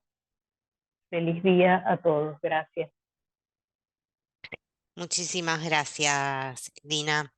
Em, Vamos a ir entonces a la última ponencia, porque tenía programada una ponencia más de Laura María Pontigo Torres, pero yo no la veo en la sala, así que si llegás a estar, Laura,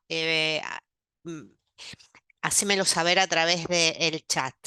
Si no, bueno, esta sería la última ponencia y la voy a llamar a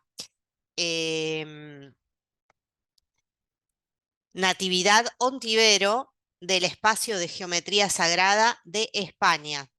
Nos vamos a España. Y el trabajo que ella va a presentar se llama El laberinto como metodología artística. Natividad. Bueno, muchas gracias. Sí, soy de España y vivo aquí también, pero estoy en representación del Espacio de Geometría Sagrada, que es de allí, de Argentina. O sea, estamos unidos. Bien. Bueno, muy bien. Cuando vos quieras, no sé si tenés que compartir Sí, una... voy a Dale, ir. me quedo hasta que la veo, así nos quedamos tranquilos. Vale. ¿Ya se ve? Ahí ya la vemos. Perfecto. Vale. Te vemos y te escuchamos perfecto. Muy bien, pues muchísimas gracias a la Universidad de Palermo por ofrecer este espacio donde podamos compartir entre todos todas nuestras experiencias. También al Espacio de Geometría Sagrada, porque gracias a ellos estoy aquí compartiendo también con todos vosotros. Y bueno, gracias también a los que nos están escuchando ahora y a los que nos pueden escuchar después. Y bueno, y a todos los ponentes, que de verdad que hasta ahora han sido maravillosas las ponencias. Bueno, pues estoy aquí para compartir con todos vosotros este proceso que viví con un grupo de alumnos. Bueno, empiezo con mi presentación. A ver, aquí, bueno, me llamo Natividad Ontivero, como bien has dicho, y soy profesora de ciclo formativo de formación profesional en un instituto de aquí de la población donde vivo, en Alicante, en España. Soy formadora geometría del Espacio de Geometría Sagrada, al cual represento ahora, porque acompaño a los estudiantes del segundo año en profundización de trazos. ¿Vale? Este proyecto lo realicé junto a una compañera, que es la profesora titular, que imparte clases en primero de bachillerato de artes, y en el curso 22-23 esta asignatura de dibujo técnico aplicado al arte era nueva y estaban un poquito perdidos con los contenidos, y bueno, se nos ocurrió esta propuesta de realizar a través del laberinto cretense, y la verdad que fue un acierto. Bueno, ¿qué es lo que hicimos? Aquí os presento un poquito todas las dinámicas que se realizaron a lo largo de todo el tercer trimestre de ese curso, que ahora las vamos a ver más detenidamente. Bueno, pues el proceso fue un proceso donde el alumnado en general comenzó un viaje de autoconocimiento potenciado por la visión espacial en el plano y las proporciones, con el fin de identificar capacidades, habilidades y mecanismos propios del aprendizaje y la creatividad. O sea, fue un proceso para que ellos conectaran a través de lo que normalmente hacemos y no somos conscientes, pero aquí con una intención y con una aplicación para ese reconocimiento de herramientas que tenemos dentro de nosotros mismos y que podemos aplicar a través del arte. Bueno, lo primero que realizamos fue una dinámica que yo le llamo el mandala de lana, donde para conocer al grupo yo no los conocía, y entonces esta actividad lo que hace es que se fusiona más el grupo y que comprenden más cómo los sistemas de personas cuando estamos en relación unos con otros afectan todo lo que hacemos unos con otros, y donde también ahí aumentó también el respeto y la comprensión hacia el otro. Fue una experiencia muy bonita también. Y bueno, siempre lo hago cada vez que comienzo con un grupo. La primera actividad que realizamos fue el trazado del laberinto guiado a mano alzada. Lo primero que realicé fue una presentación de lo que era el laberinto cretense, y la invitación era que ellos también buscaran información sobre ese mito del laberinto, ¿no? Del Minotauro y demás, y que por ellos mismos investigaran y buscaran información para que supieran también con lo que estaban realizando. Pero fue eso que les dejamos a ellos también que buscaran para que se implicaran en el proceso. Realicé unas fichas, como se ve bien ahí en la izquierda, unas fichas donde iban teniendo un registro en todas las actividades que se hicieron para poder reflejar todo aquello que sentían mediante lo que estaban haciendo. En este caso, la actividad fue el trazado del laberinto cretense paso a paso, con la mano dominante, con la no dominante y con ambas las manos a la vez, para que así se vayan generando nuevas, como digo yo en el cerebro, nuevas conexiones neuronales y haga como cris, ¿no? Para que se vayan viendo que hay otras posibilidades y que hay otras formas también de hacer las cosas. La verdad que al principio lo tomaron un poco como diciendo, uy, la mano no dominante, pero al final fue muy satisfactorio. Continuamos también, bueno, aquí hay unas imágenes de ellos, tengo muchas más, pero aquí he seleccionado las que mejor se veían.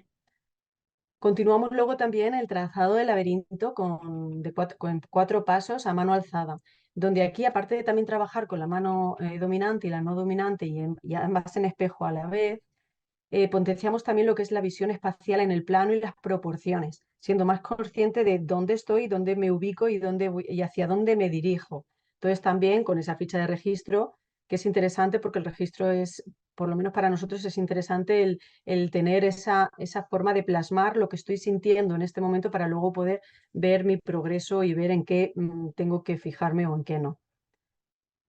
Aquí tenemos imágenes también, aquí estuvieron ellos también más interesantes. Luego pasamos también al trazado del laberinto con compás, que son herramientas que más se conocen. Lo único que yo le mostré, la herramienta del compás, bueno, de la regla y demás, pero sobre todo el compás como una herramienta que la vieran como de ese autoconocimiento para ver qué estoy haciendo. No solo simplemente estoy dibujando, estoy trazando.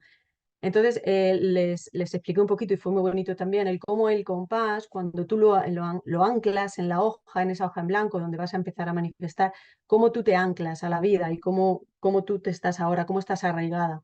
Y luego a la hora de que el grafito, ¿no? La punta del compás, cuando va a dibujar, cómo manifiestas en la vida. Entonces, todo lo que el proceso que se dio de trazado estuvo muy interesante porque incluso se adelantaban a lo que yo les iba diciendo. Entonces, bueno, que conectamos muy bien y vimos esa herramienta desde otro lugar.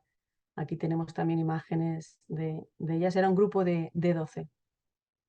Y luego lo pasamos a 3D. A 3D, el proyecto inicial era que lo hicieran con arcilla, con otro profesor que les da la asignatura de volumen, para que trabajaran también, una vez que ya habían conocido la historia y habían profundizado en cómo se realizaba, hacerlo en arcilla con volumen, para luego poderlo transitar también con el dedo y con los ojos cerrados para armar ese viaje. Y como no se pudo porque faltaba mucho tiempo, pues lo hicimos en cartón pluma, que es una cartulina, aquí se le llama en España cartón pluma, una cartulina gruesa y rígida. Y bueno, ahí también fue otro aprendizaje en creatividad, porque ahí cada uno lo pintó y lo decoró como quiso, y a la hora de también les introduje a la hora de utilizar el pegamento, qué siento, sobre todo este proyecto estuvo muy aplicado al qué sentían, cómo lo sentían y cómo respondía su cuerpo ante la experiencia. Y bueno, aquí tenéis también más imágenes. Fue también un desafío para más de uno el pegar esa lana por esas líneas, y fue divertido. Y bueno, durante todo el proceso estuvimos eligiendo palabras que cada uno eligió y hicieron una historia. Fue una historia personalizada de su laberinto en toda esa evaluación y ellos mismos generaron esa historia que se plasmó como recurso de creación de historia a partir de unas experiencias. Y luego la actividad final fue plasmarlo en el suelo del patio del recreo, en una zona que estaba muy gris y le dimos color. Fue un reto muy grande porque dibujar un laberinto tan grande, pues eso fue un reto y un desafío, pero muy contenta de haberlo conseguido junto con mi compañera y junto también con ellos, por supuesto. Y aquí están elementos, algunos de los elementos que se dibujaron en el laberinto que pertenecen a su historia, la historia que ellos mismos crearon. La verdad que fue una experiencia muy bonita. Y después elaboré unas dinámicas de uso del laberinto para darle un sentido también posterior una vez que ya estaba realizado en el suelo. Entonces, como por ejemplo la búsqueda e investigación de la historia del laberinto, que eso es lo que he comentado al principio, también creación de cuentos o historias a partir de personajes y palabras inspiradas en el laberinto. En este caso eligieron estas, pero en otros grupos pueden elegir otras y crear sus propias historias. Esta dinámica por pareja es una dinámica también muy bonita, que es transitar el laberinto con los ojos vendados entre dos personas. Una se deja guiar y el otro lo va guiando a través de voz o también a través de la sensación, cogiéndolo por los hombros y guiándolo, donde aquí se trabaja mucho la expresión, la comunicación y la confianza. Y el transitar ese laberinto, viendo hacia dónde me dirijo, y sobre todo en lo que te hace sentir en el cuerpo, es una experiencia muy, muy, muy bonita. Otras dinámicas, como por ejemplo, una dinámica de grupo en la que un alumno que a lo mejor está hoy más triste o tiene alguna cosa que le inquieta, pues se pone en la entrada del laberinto y dice cómo me siento. Luego entra al laberinto con su transitar a su ritmo y a su tiempo, y cuando llega al centro, el resto de compañeros le envían y le dicen palabras positivas sobre esa persona. O sea, y esa persona se deja sentir, ese alumno se deja sentir en el centro, y una vez que lo ha sentido, sale hacia afuera y vuelve a sentirse, se siente igual que cuando entró. Es como un viaje a ver de cambio de emociones o de transitar de esas emociones que nos ayuda a ese laberinto. Y bueno, también nos puede ayudar a crear retos, como por ejemplo, ¿quién puede llegar al laberinto antes que sin tocar las líneas negras, ¿no? Eso ya es cada uno con su creatividad y lo que quiera expresar. Cuando ha trabajado con el laberinto, cuando lo tiene presente o lo tiene delante, puede ver y puede crear nuevas historias o nuevas experiencias. Entonces, lo importante de transitar el laberinto, sobre todo cuando estamos en el laberinto de pie, es hacerlo con descalzos o bueno, aquí en España son calcetines, no sé si en otro lugar se hará. Y nada, hasta aquí mi ponencia de hoy. Muchísimas gracias por este espacio y sobre todo el espacio de Geometría Sagrada. Bueno, y a vosotros, que sin vosotros no se podría haber cumplido. Muchas gracias.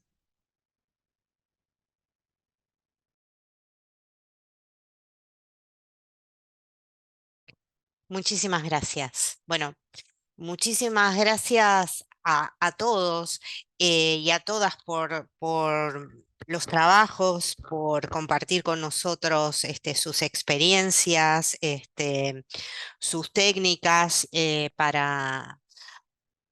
para fomentar la creatividad, ¿no? Me parece que eso es algo que es común a todos, ¿no? Como a través de una de experiencias y de una investigación muy minuciosa, porque fíjense que en todos los trabajos que presentaron hay algo bueno, de una propuesta que va como al hueso, ¿no? De las cosas, que intenta, que se mete con una temática como el laberinto, como la entomología en los insectos, em, bueno, y va a fondo para tratar de investigar la caligrafía, la mezcla con el cuerpo, y va a fondo para tratar de investigar y ver hasta dónde nos puede llevar la combinación de los objetos o el espacio escenográfico o el vestuario, ¿no? Esta cosa de ahondar sobre el personaje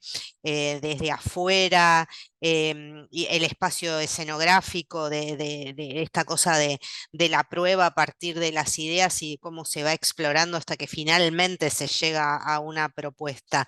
Em, yo les propongo así, que ya abrieron las cámaras, que levanten la mano y que hagan preguntas, comentarios, hilen lo que acaban de escuchar. Si alguien veo que en el chat también están como muy activos, participando también y muy atentos. Si alguien quiere decir algo, yo lo puedo leer. Así que cedo la palabra al que quiera.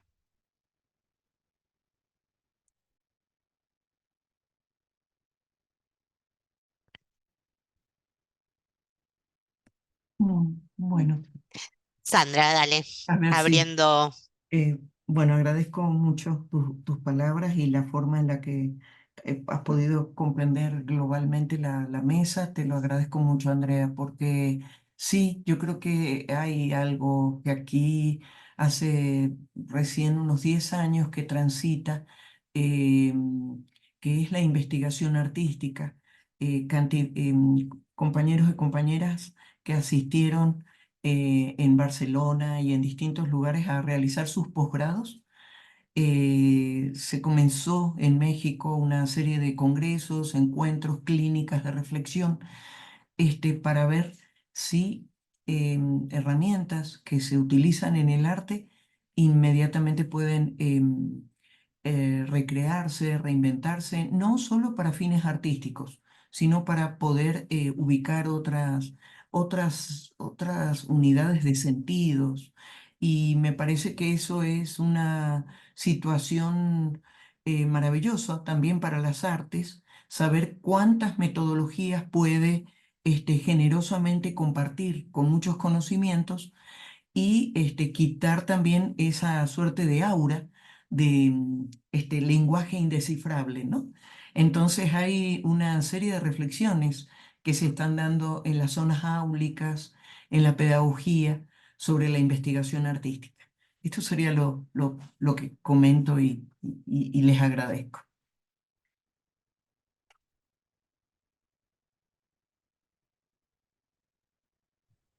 ¿Alguien quiere agregar?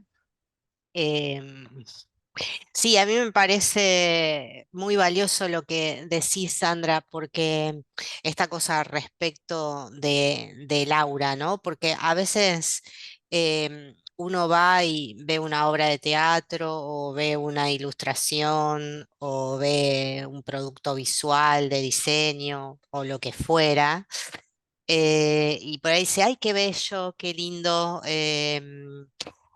Y en realidad para llegar a esa síntesis, a eso, a ese objeto, se hizo un trabajo y un recorrido y un proceso que, bueno, cuando uno llega a ese final, a esa figura del laberinto, de repente todas las imágenes, culturas, creencias, ideas sobre el otro, sobre el mundo en que vivimos, están plasmados capaz en un trazo que es la paloma de Picasso, ¿no? Y Picasso decía eso, ¿no? O sea, para hacer ese simple trazo hizo 250, creo, palomas antes de llegar a esa síntesis.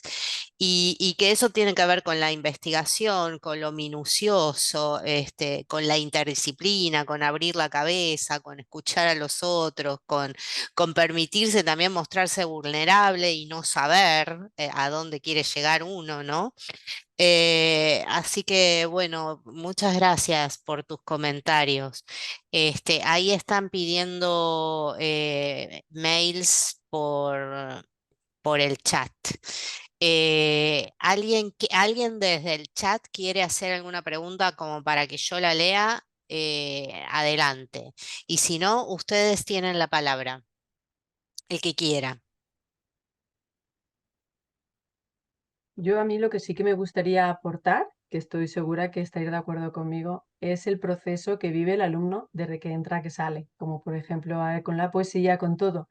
el que se entrega a la experiencia, o sea, es una transformación, sea cual sea la técnica, sea cual sea la metodología, sea cual sea. Y para mí el arte, el diseño, todo es facilita el entrar en esa parte de que si quiero cambiar, quiero conseguir un objetivo, quiero aprender algo más, quiero convertirme en lo que yo quiera, para mí el arte es vamos, la experiencia y en la forma más fácil de entrar, ya sea trazando, ya sea construyendo, ya sea haciendo un personaje, porque nosotros, por ejemplo, en el instituto yo soy de la especialidad de imagen personal y cuando en teatro hacen representaciones y demás, nosotros caracterizamos, que he visto ahí en las performances ahí con esos maquillajes, entonces esa cohesión de unos grupos con otros grupos, ese aprendizaje, ese compartir, es muy bonito, por lo menos desde que yo lo he vivido, que llevo ya en la enseñanza muchos años, por no decir muchos, ¿vale? Y ese compartir a mí es lo que me da la satisfacción de ver el progreso de cuando entran a cuando salen. Y yo también, aprendiendo de ellos cada día, porque es lo principal, el tener esa visión del principiante, de querer siempre aprender y de ellos aprendo mucho, mucho, mucho. Entonces es lo que quería compartir, porque hoy todas las ponencias, la verdad que han sido magistrales. Así que muchísimas gracias. Yo quería agregar algo y es el hecho de que lo dije un poco rápido, pero yo creo que es donde está el corazón de nuestros estudiantes y un poco lo que dice usted, Natividad, ¿no? El hecho de ese proceso que ellos viven, que yo llamo que es su propia visión del mundo y enseñarlos o ayudarlos a que ellos se atrevan también a manifestar esa visión y utilizar sus propios recursos, utilizar su propio imaginario y esa poética que tienen ellos, ¿no? Y que algunos están por descubrirlas, quizás otros con sus experiencias, ¿no? Integrando esas experiencias de vida a sus cortas edades muchas veces, pero es lo valioso y creo que es lo emocionante al mismo tiempo. Y por supuesto, a mí me complace mucho siempre verles sus rostros, porque yo les digo, bueno, cuiden el primer diseño. Y cuando termina el proceso, en la exposición, hago que ellos los comparen y se vean cómo empezaron en el semestre, cómo terminaron.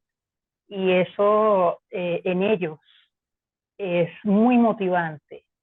Y creo que uno como docente acompañando ese camino hace que las ideas y tener perspectivas, tener nuevas propuestas, seguir creando estrategias para acompañarlos, creo que hace de la pedagogía un arte, definitivamente. Gracias.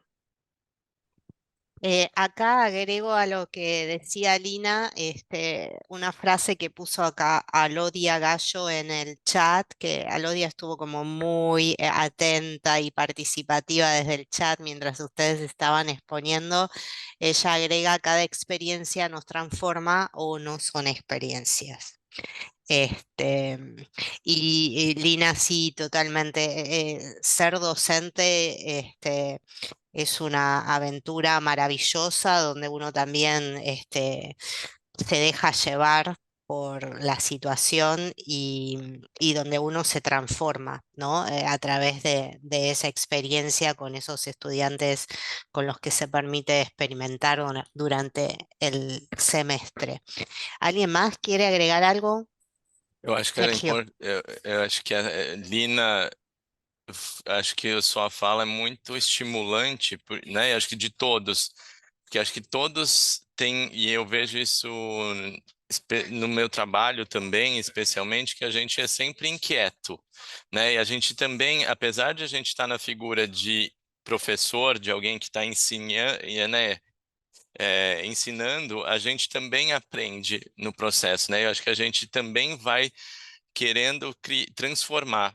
Então, eu tenho certeza que toda vez, né, que a gente entra numa sala de aula, na próxima vez que a gente passou pela experiência novamente, algo pede para que a gente mude, que a gente transforme, que a gente recrie, porque a gente aprendeu alguma coisa com a experiência anterior, né? Eu acho que isso no trabalho dá para perceber no trabalho de todo mundo, né? Que esse elemento, né, faz parte do processo da pedagogia, né? Do aprendizado e do ser professor, né? Que a gente esteja sempre em movimento, né? Que a gente repense.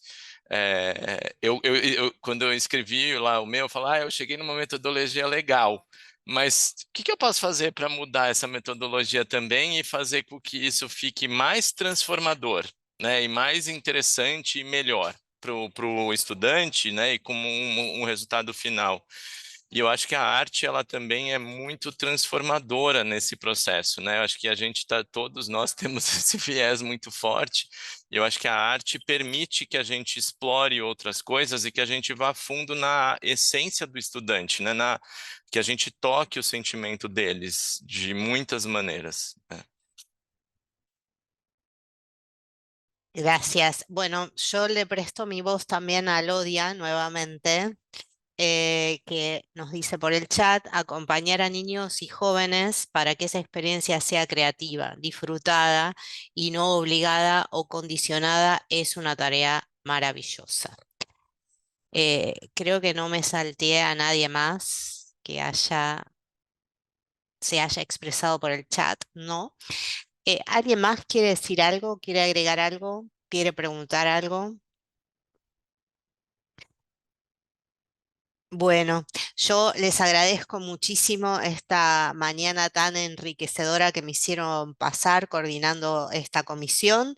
Así que bueno, si no hay más preguntas, los invito a que sigan participando del Congreso. Hay actividades hasta mañana, inclusive, que termina la semana. Fue una semana muy intensa, esta es la cuarta comisión que coordino. Así que bueno, me voy enriquecida, les agradezco muchísimo y espero volver a encontrarlos en alguna otra edición del Congreso. Muchísimas gracias. Gracias. Gracias. Gracias, Andrea. Muchas gracias. Gracias, compañeros y compañeras. Gracias a Muy bonito todos. día. Muchas gracias. Muchas gracias. Gracias a todos. Gracias a todos. Hasta luego. Gracias.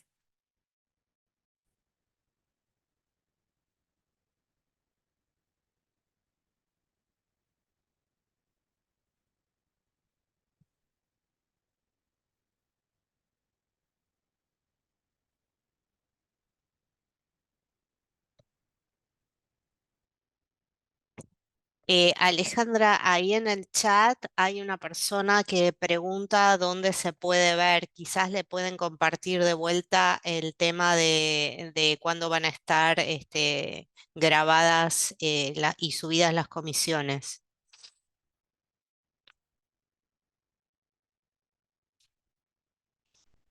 Florencia. Bueno. Sí, te escucho. No, que hay una persona ahí que pregunta en el chat dónde se va a poder ver porque entró tarde a la comisión. Si le querés compartir de Sí, vuelta ahí cuándo ya le van a estar. comparto. Dale, Le escribo directamente ahí por el dale, chat. buenísimo. Bueno, muchas gracias y nos estamos viendo.